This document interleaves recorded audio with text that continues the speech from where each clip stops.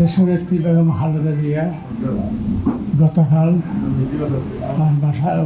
বাসায় গিয়ে তিনি বলেছেন, আমার থেকেও ভালো করে বলেছেন যে ডেভেলপমেন্ট হচ্ছে এমন একটা বিষয় যে ডেভেলপমেন্ট দেশের আমি চট্টগ্রামের ডেভেলপমেন্টের কথা বলি।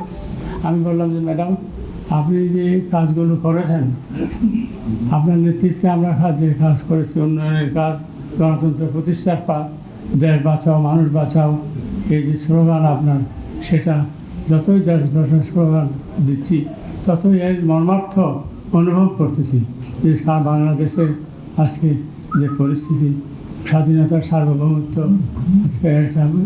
একটা দল পেছন থেকে ছুরিকাঘাত করে ধ্বংস করতে চাচ্ছে।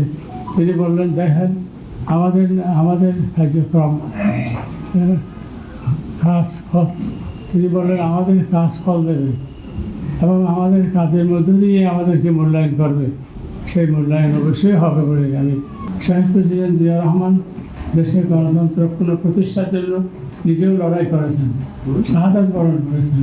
অনেক নেতাকর্মীরা সেজন্য তাকে স্মরণ করে এবং সারা জীবন স্মরণ করবে, যেখানে গণতন্ত্র স্থিতিশীল হবে। আমরা চাই সেই স্থিতিশীলতা, আমরা চাই দেশে ঐক্যবদ্ধভাবে সবাই কাজ করি। ঐক্য ঐক্য ঐক্য এই যে ঐক্য ছাড়া ব্যক্তিগতভাবে সুবিধা নেওয়ার চেষ্টা হতে পারে, কিন্তু রাজনৈতিকভাবে এই ঐক্য সফল হবে না যদি অন্তর থেকে, দিল থেকে, বুক থেকে যদি সেই কাজ না করা।